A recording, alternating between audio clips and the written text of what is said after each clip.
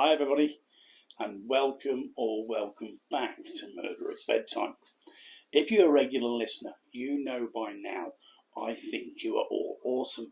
And if you're a new listener, I hope I can persuade you to stay. This is a 15 to 20 minute true crime bedtime story. It's no frills, waffle free, no ads, no sponsors. Just you and me. If there is any waffle, it's after the story. So just turn me off if you're not already asleep. As my old mate Trev says, it takes me about 8 times to get through an episode. I keep nodding off because your voice is so boring. Mates, who'd happen? Anyway, let's crack on. Louise was in a hurry. She had to pick up her 3-year-old son from his foster parent, Mrs. Helen Gentle, from the Birdcage pub on Stamford Hill, London. Yes, the lady would be upset to see Manfred go. She had been looking after him since he was a baby at her home in Clyde Road, Tottenham. But she'd done her bit, hadn't she, visiting every Wednesday to take him to the park and rewarding Mrs. Gentle with a generous 37 shillings a month. But she had realised lately Manfred's education wasn't moving forward as fast as she had liked. So it was a very lucky coincidence that she, on her Wednesday trip to the park, had got speaking to a Mrs. Browning and her assistant, who were in the company of a young girl around 2 years old called Millie, who, during conversation, the ladies had told Louise about the children's school they were opening in Chelsea. After another meeting the following Wednesday, Louise decided it was definitely the place for her son. Now, she didn't want to hurt poor Mrs. Gentle's feelings, so she sent her a letter telling her that the boy's father in France had decided he wanted Manfred to live with him now, and she would take the boy on the ferry herself to meet the father and say her goodbyes to Manfred there. On Friday, October the 27th, Louise went to the Birdcage pub, and after an emotional goodbye between the foster mother and the young boy, Louise took her son, dressed in a frock and a sailor's hat, and a parcel of the boy's clothes, and set off to meet Mrs. Browning at London Bridge Station. The reason she was rushing was because she was a bit behind schedule and didn't want to miss her train to Brighton, where she had planned a weekend break away with her 19-year-old lover, Eudore Lucas. When she arrived at the station with minutes to spare, she only had time to hand Manfred and the parcel over to the ladies, thrust £12 for a year's school fees into their hand, wish them bon voyage, and dash for her train. Luckily, even though she didn't have time to wait for a receipt for the 12 quid, she did manage to memorise the address of the school, 45 King's Road, Chelsea. And then she was gone, to start her romantic assignation in the south of England, or commonly known as a mucky weekend in Brighton. Well, that was Louise's story. And I think at this moment all we can say really is that she doesn't sound like a very maternal mother. But that would all change the moment 2 ladies, Mary Tehan and her friend Margaret Briggs, in London for a lecture, entered the waiting room on platform 3 of Dalston Junction Station at 6:19 on the same day, and Mary needed to use the ladies' restroom. When she pushed the cubicle door, something was stopping her opening it fully. When in the gloom she peered in, she thought she could just make out a face on the floor, maybe a lady in distress. She rushed back to her friend, and they went to seek assistance from a porter, Joseph Standing. They relayed to him what Mary had seen, and he then informed his foreman, and the 2 men, now with a lamp, went to investigate, and found to their horror it was not a lady in distress, but was the body of a young child blocking the door. Standing went off to fetch the station inspector, David Bundy, and after further inspection they could now see it was a small boy, naked apart from a black shawl over him. His face was very bloody, and a brick laid nearby. He was sadly dead. The police and a doctor were called, and Dr. Fennell made the examination. His initial findings pointed to death by head injuries caused by the brick, and the death occurring between 2:55 and 5:55 p.m. Further examinations would show that the child was stunned by the brick, then suffocated, probably by a hand over the nose and mouth. The young boy had no identification on him, so it was slow going identifying him at the start of the investigation. But then on Monday the 30th of October, Mrs. Gentle, Manfred's former foster mother, received a letter from Louise telling her that they had arrived safely in France and Manfred was missing her. Mrs. Gentle, after already having read the newspaper reports on the young boy found dead in the toilet cubicle at the railway station, became suspicious and got in touch with the police. They asked her if she would mind coming in to look at the boy and see if she could identify him. She agreed, and upon looking at him, confirmed it was indeed Manfred. At the same time this was taking place, at Brighton railway station left luggage department, a parcel containing boys' clothes and a frock and a sailor's hat were found, that later, back in London, Mrs. Gentle would identify as the parcel of clothes she had given Louise Masset, and the frock and hat Manfred had been wearing on the day she handed him over to his mother. The police were now looking for Louise. They first went to her home at 29 Bethune Road, Stoke Newington, a house she lodged free of charge with her sister Leonie and her husband Richard Caddish. From here Louise went to work every day as a governess and in the evening taught piano, so no money worries there at all.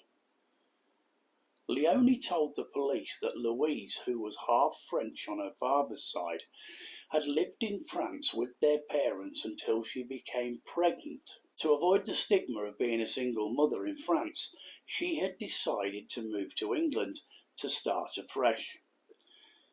Leonie said Louise had never divulged who Manfred's father was. As far as she knew, she also had believed she was taking Manfred to France to live with his father, and was now out giving a piano lesson.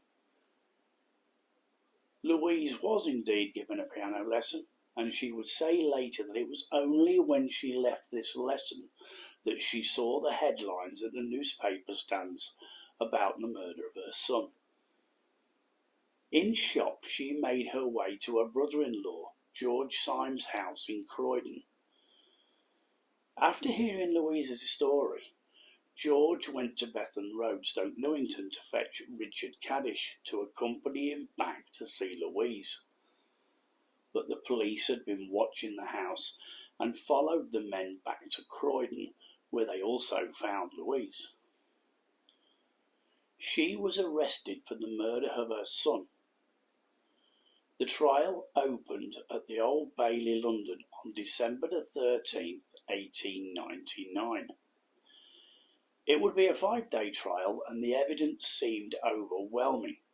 At 1:45 p.m. on the day of the murder, mother and child were seen at London Bridge Station. The boy seemed distressed, and Louise was seen to take Manfred into the buffet to buy him a cake. They stayed in the waiting room, according to witnesses, until approximately 3 p.m. when they left together. But waiting room attendant Ellen Rees saw Louise, now on her own, at around 6:50 p.m. back at the station when Louise asked her for a towel for the lavatory. This was a time when Louise said she was already in Brighton, checked into her hotel, had a meal, at Mutton's restaurant and then a walk down by the seafront. Ellen Rees was later to pick Louise out of an identification parade. Alice Reel, a chambermaid, testified that Louise did not check in until 9:45 p.m. as Mrs. Brooks, where she also reserved a room for her brother who was arriving the following day. And the hotel owner, John Findlay, also confirmed she did not check in until 9:45 p.m. Then Maud Clifford, a sales assistant at McElroy's Draper, Stoke Newington, testified that she had sold a black shawl to a lady in October that she later picked out of an identification parade. Also the fact that she had no receipt that she may have received from Mrs. Browning. Mrs. Browning could not be traced, and the address of 45 Kings Road as being their school being fake. It was a pretty foregone conclusion that Louise was going to be found guilty, and of course she was.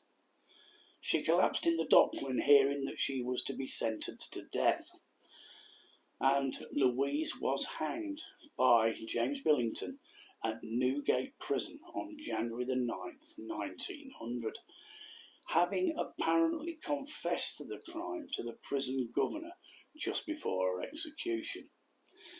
Well, as you know, I don't trust these one-to-one last-minute confessions one bit. I want to know, why did Louise kill her son? And what are the alternatives if she didn't? Well, there really was no reason for her to kill her son. She had no financial worries at all. It seems the payments for Mrs. Gentle's services were picked up by the boy's father in France. She was charged no board or lodge by her sister and brother-in-law. She had a job and her piano lessons. Financially, she was very sound. As Eudor, her 19-year-old lover, testified at the trial, they both knew it was a casual relationship because of their age difference. He knew about Manfred, and it hadn't changed their relationship at all. In short, there was no reason for her to kill her son. There were witnesses near London Bridge Station who saw two women with a young boy who seemed agitated to be with these women, who were never called to give evidence. Along with Henry Streeter, a waiter at Mutton's restaurant in Brighton, who contacted the solicitors while the trial was in progress to say he was working on Friday, October the 27th. The weather was terrible, so he only had two customers all day. One was a man, but the other was a lady, dressed all in black. She arrived around 6 p.m. and stayed around 45 minutes. This was also confirmed by the owner, Mr. Mutton. Yes, I know, that made me chuckle too. They swore that they would recognise the woman if they saw her again. This evidence could have shown that Louise was in Brighton when she said she was. They were never called to give evidence. It does seem strange that Louise left London Bridge Station to traipse around London with Manfred, then back to London Bridge, without being seen by a witness, a bus conductor, or anybody. In fact, only Ellen Rees. Now, I'm not saying that she didn't do it. In fact, the evidence seems overwhelming. But what if Mrs. Browning and her accomplice were baby farmers? They took Manfred and the money and murdered him. Then one or both of them caught a train to Brighton Station. Now, they knew Louise was headed there, left the parcel of clothes at the station to be found, and framed Louise. I just find it hard, or I just don't want to believe, that she carried a brick in her handbag all the way to Dalston, knowing that she was going to kill her son by hitting him over the head with it. And if that didn't kill him, she then suffocated him with her bare hands, stripped him naked, covered him in her own shawl, then for some reason took the clothes he had been wearing and the parcel all the way to Brighton and left them in the station. Then acted completely normal, having a lovely romantic weekend where, incidentally, her and Eudor had sex for the first time, only using the one room with her toy boy boyfriend. It doesn't make sense, but it doesn't mean it didn't happen. Now, what do you think?